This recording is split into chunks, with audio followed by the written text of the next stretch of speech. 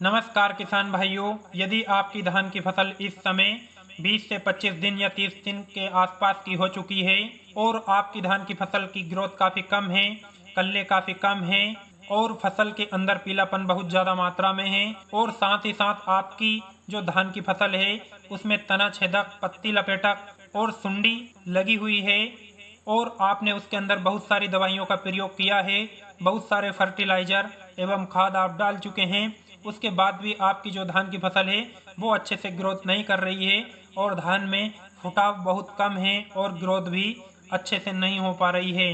तो किसान भाइयों, आज के इस वीडियो में मैं आपको एक ऐसा फार्मूला बताऊंगा, एक ऐसी खाद बताऊंगा जिन्हें डालने के बाद में आपकी जो धान की फसल है उसमें अधिक फुटाव होगा, अधिक कल्ले निकलेंगे और फसल एक समान एक साथ होकर गहरी काली नजर आएगी और आपकी जो धान की फसल है बहुत जबरदस्त मस्त होकर चलेगी। किसान भाइयों, आपकी जो धान की फसल है उसके तने मजबूत होंगे और बालियां भी स्ट्रोंग आएगी। तो किसान भाइयों, इन खादों के बारे में या इन फार्मूलों के बारे में मैं आपको संपूर्ण जानकारी देने वाला हूं। तो नमस्कार किसान भाइयों, स्वागत है आप सभी का आपके अपने YouTube channel Anil Meena advance agriculture में। किसान भाइयों, इस चैनल के माध्यम से हम आपको समय समय पर जो भी फसल आती है उससे रिलेटिव वीडियो बनाकर या उनमें आने वाली समस्याओं से रिलेटिव वीडियो बनाकर हम आपके समक्ष प्रस्तुत करते रहते हैं या वीडियो डालते रहते हैं। तो आपसे एक छोटी सी रिक्वेस्ट है कि आप वीडियो को लाइक कर लें एवं चैनल को सब्सक्राइब कर लें और जो पास वाली घंटी है उसे भी दबा लें ताकि हमारे आने वाले खेती संबंधित सभी प्रकार के वीडियो आपको सबसे पहले मिलते रहें। किसान भाइयों, इस वीडियो के माध्यम से हम आज दो टॉपिक पर बात करेंगे। पहला टॉपिक है किसान भाइयों, यदि आपकी धान की फसल में ग्रोथ कम है, फुटाव कम है, कल्ले नहीं बढ़ रहे हैं और धान की फसल की ग्रोथ कम है तो हम उसे कैसे बढ़ा सकते हैं या कैसे अच्छे कर सकते हैं, कैसे हम हमारी धान को मेंटेन कर सकते हैं। दूसरा टॉपिक होगा किसान भाइयों, यदि आपकी धान की फसल हाइट ज़्यादा हो चुकी है और आपको लग रहा है कि आपकी धान की फसल गिर जाएगी, यदि आपने अपनी धान की फसल में भरपूर मात्रा में माइक्रो न्यूट्रिएंट लगा दिया है या खाद डाला है और आपकी धान की फसल की ग्रोथ बहुत ज़्यादा हो चुकी है और आपको लग रहा है कि हमारी धान की फसल निकलने से पहले या बाली आने से पहले ही गिर जाएगी, तो आप उसे कैसे रोक सकते हैं, अर्थात जो आपकी धान की फसल है उसकी ग्रोथ को आप कैसे कम कर सकते हैं, कैसे रोक सकते हैं या उसे आप कैसे मेंटेन कर सकते हैं। आज इन सभी टॉपिक के बारे में हम बात करने वाले हैं। तो किसान भाइयों, सबसे पहले हम बात कर लेते हैं पहले टॉपिक के बारे में कि धान की फसल में ग्रोथ को कैसे बढ़ाएं, कल्लों को कैसे बढ़ाएं, फुटाव को अधिक कैसे करें और धान की फसल का पीलापन कैसे दूर करें।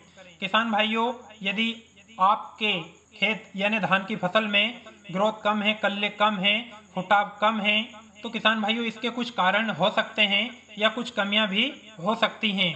जैसे कि किसान भाइयों, आपकी धान की फसल में पानी अधिक रहता है या आपकी धान की फसल में पानी हमेशा भरा रहता है या आपकी धान की फसल जो है उसमें कल्ले कम निकलते हैं या कल्लों का निकलने का स्रोत जो है कम है।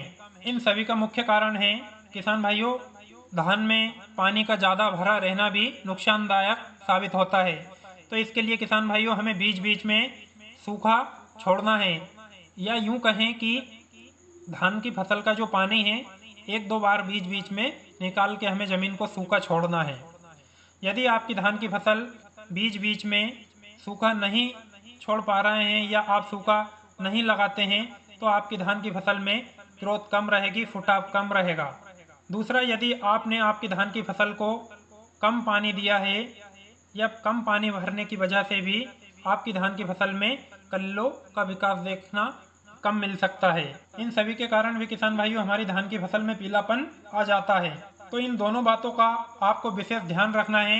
यदि आपकी धान की फसल में ज़्यादा पानी रहता है तो आप उसे एक दो बार बीच बीच में खाली करके सूखा छोड़ दें और यदि ज़्यादा पानी रहता है तो आप उसे बीच बीच में एक दो बार सूखा छोड़ दें और अगर कम पानी रहता है तो आप सिंचाई को मेंटेन करके रखें। इन दोनों बातों का आपको विशेष ध्यान रखना है। अब किसान भाइयों हम बात कर लेते हैं कि धान की फसल में फुटाव बढ़ाने के लिए या कल्लों को बढ़ाने के लिए कौन सी दवा का इस्तेमाल करना है, कौन सी खाद का इस्तेमाल करना है। किसान भाइयों, जो खाद मैं आपको बताने वाला हूँ उसे आपको आपकी धान की फसल में लगभग 20 दिन के बाद डालना है और 40 दिन तक कभी भी डाल सकते हैं, या 20 दिन के बाद और 40 दिन, अंतिम 40 दिन तक आप कभी भी डाल सकते हैं। यदि आपकी धान की फसल में ग्रोथ कम है, आपकी धान की फसल लगभग 40 दिन के आसपास की हो चुकी है और आप इसे डालने का सोच रहे हैं, तो आप बिल्कुल डाल दें। किसान भाइयों, इसके लिए आपको जो मार्केट से खाद लेकर आनी है, जो खाद लेकर आना है, इसके लिए लगभग सबसे पहले 45 किलोग्राम प्रति एकड़ के हिसाब से आपको यूरिया लेना है। इसके साथ में आपको दूसरा जो प्रोडक्ट लेना है किसान भाइयों, ह्यूमिक एसिड लेना है। ह्यूमिक एसिड आपको सूखा वाला लेना है जो ब्लैक कलर का आता है। इसकी मात्रा की अगर हम बात करें तो 1 किलोग्राम प्रति एकड़ के हिसाब से आपको इसे ऐड करना है। और तीसरा जो है किसान भाइयों, इसके अंदर आपको फटेरा लेना है। फटेरा के अंदर यदि हम टेक्निकल की बात करें तो क्लोरेन पिकनिकोल भाइयों, ये तीनों आइटम आपको लेने हैं और आप इसे अच्छे से मिक्स कर लें। मिलाने के बाद में किसान भाइयों, आपको अपनी धान की फसल में दोपहर के बाद इसे, यानी शाम के टाइम आप छींच दें या फेंक दें या बखेर दें। और बखेरने के बाद किसान भाइयों, आपको आपकी धान की फसल में हल्की सिंचाई करनी है, ज़्यादा सिंचाई नहीं करनी है। यदि आप ज़्यादा सिंचाई कर देते हैं तो जो खाद फर्टिलाइजर जो हमने अपने खेत में डाला है उसका भरपूर फायदा हमारी फसल को नहीं मिलेगा। बहुत से किसान भाई क्या करते हैं, जो खाद हम डालते हैं उसके बाद में बहुत ज़्यादा मात्रा में पानी भर देते हैं, जिससे हमारी फसल जो हमने खाद डाली है उसे अच्छे से ग्रहण नहीं कर पाती है और उसका भरपूर फायदा नहीं मिलता है। तो किसान भाइयों, जब भी आप इन दवाओं को बखेरें, इन खादों को डालें, तो धान की हमें हल्की सिंचाई करनी है, ज़्यादा पानी नहीं भरना है। और किसान भाइयों, इस खाद को डालने के लगभग 4 से 5 दिन के बाद में हम देखेंगे कि हमारी जो धान की फसल है उसके अंदर अधिक फुटाव होगा, अधिक कल्ले निकलेंगे और फसल का जो रंग है गहरा काला हरा हो चुका होगा। और किसान भाइयों, हमारी जो धान की फसल है वो एक साथ एक समान होकर ग्रोथ करेगी। और ये खाद डालने के 10 दिन के बाद किसान भाइयों, हम देखेंगे कि अपनी जो धान की फसल के प्रति एक पौधे से 40 से 50 कल्ले प्रति एक पौधे से देखने को मिलेंगे। और साथ ही साथ धान में जो पीलापन था वो भी दूर हो जाएगा और जो तुच्छ बीमारियां थी जैसे सुंडी, पत्ती लपेटक, वो सब आसानी से कंट्रोल हो जाएंगे। तो किसान भाइयों, इस प्रकार से हम अपनी धान की फसल में ग्रोथ को बढ़ा सकते हैं, कल्लों का विकास अधिक कर सकते हैं और धान की ग्रोथ अच्छे से कर सकते हैं। अब दूसरा टॉपिक किसान भाइयों, यदि आपकी धान की फसल की ग्रोथ अधिक हो चुकी है, कल्ले भरपूर हो चुके हैं और आपकी जो फसल में फुटाव है वो बहुत अधिक होता जा रहा है और फसल की जो हाइट है वो भी बहुत ज़्यादा हो चुकी है, और अब किसान भाइयों आप सोच रहे हैं कि धान की हाइट कैसे रोकी जाए, तो इसके लिए किसान भाइयों आपको लगभग 15 किलोग्राम प्रति एकड़ के हिसाब से यूरिया या नाइट्रोजन लेकर आनी है। और दूसरा इसके साथ में आपको ऐड करना है बट्राजोल, जो जिसे हम कल्टर के नाम से भी जानते हैं, ये आपको ऐड करना है। इसकी अगर हम मात्रा की बात करें या डोज की बात करें तो आपको लगभग 100 ml प्रति एकड़ के हिसाब से ऐड करना है किसान भाइयों।